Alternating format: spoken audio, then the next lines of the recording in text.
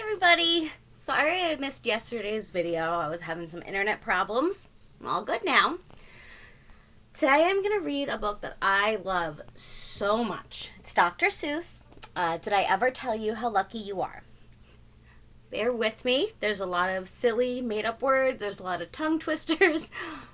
I'm going to do my best. But it's a great story and it makes us appreciate what we have and who we are and how lucky we are in a fun Dr. Seuss way.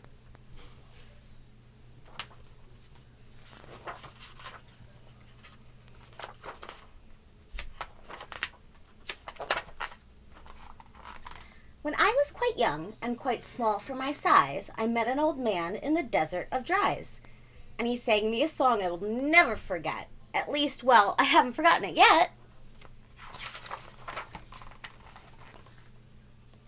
He sat in a terribly prickly place, but he sang with a sunny, sweet smile on his face.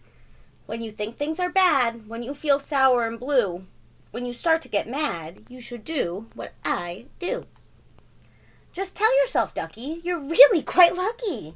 Some people are much more, ever so much more, much more unlucky than you. Be glad you don't work on the Bunglebug Bridge that they're building across Boober Bay at Bum Ridge. It's a troublesome world. All the people who are in it are troubled with troubles almost every minute. You ought to be thankful a whole heaping lot for the places and people you're lucky you're not. Just suppose, for example, you lived in Gazet and got caught in that traffic on Zeit Highway 8. That's a lot of traffic. Or suppose, just for instance, you lived in Gazer with your bedroom up here and your bathroom up there. So many stairs. Just suppose that you are poor Herbie Hart who has taken his thrombambulator apart. He will get it together, I'm sure. He will never know if the gick or the gore fits into the scrux or the snux or the snore. Yes, Ducky, you're lucky you're not Herbie Hart, who has taken his thrombambulator apart. Think they work you too hard? Think of poor Ollie Sard. He has to mow grass in his uncle's backyard. And it's quick-growing grass, and it grows as he mows it. The faster he mows it, the faster it grows it. And all that stingy old uncle will pay for his shoving that mower around in that hay is the piffless pay of 2 duklas a day. And Allie can't live on such piffless pay. So, he has to paint flagpoles on Sundays and grooves. How lucky you are you don't live in his shoes.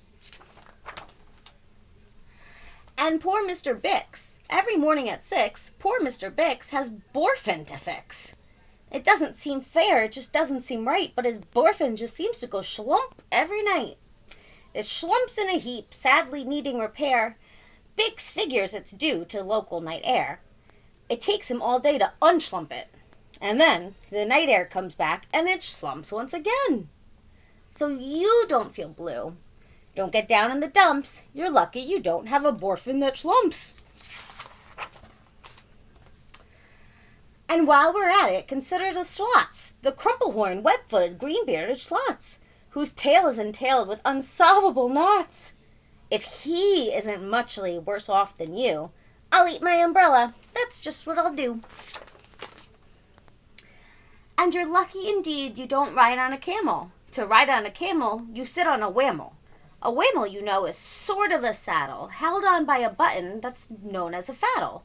And boy, if your old whammel faddle gets loose, I'm telling you, Ducky, you're gone like a goose. And poor Mr. Potter, T-crosser, I-dotter, he has to cross T's and he has to dot I's in an I&T factory out in Van Nuys. Oh, the jobs people work out west near Hotch Hotch. There's a Hotcher bee watcher. His job is to keep both his eyes on the lazy town bee. A bee that is watched will work harder, you see. Well, he watched and he watched But in spite of his watch, that bee didn't work harder. Not much.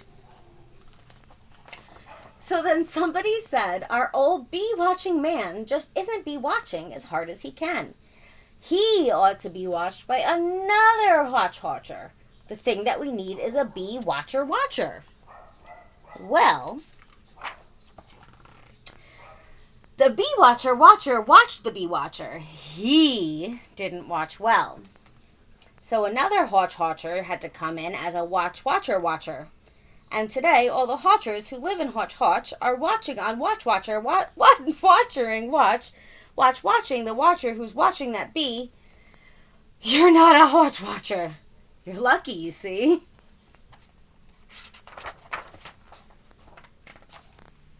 And how fortunate you're not Professor DeBreeze, who has spent the past 32 years, if you please, trying to teach Irish ducks how to read Javanese.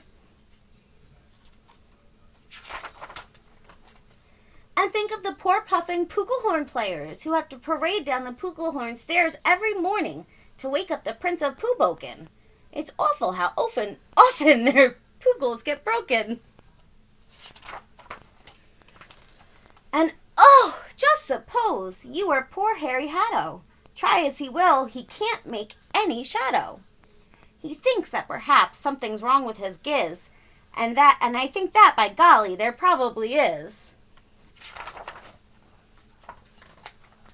And the brothers Bazoo, the poor brothers Bazoo, suppose your hair grew like theirs happened to do.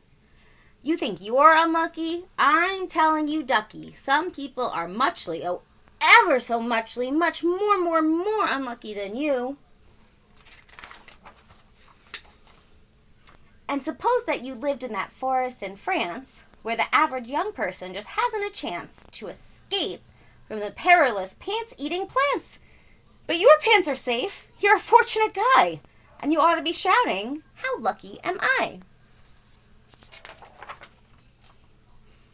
And speaking of plants, you should be greatly gladish you're not Farmer Falkenberg's 17th radish. And you're so lucky you're not Gucky Gown, who lived by himself 90 miles out of town in the ruins of Ronk. Ronk is rather run down. And you're so lucky you're not a left sock left by mistake in the caverns of Croc. Thank goodness for all of the things that you are not. Thank goodness you're not something someone forgot and left all alone in some punkerish place like a rusty tin coat hanger hanging in space. That's why I say, ducky, don't grumble, don't stew. Some critters are much, ever so much more unlucky than you. The end. Whew, that was a tough one. I hoped you liked it. It was a little silly. Enjoy, and if you have any requests for tomorrow's story, let me know.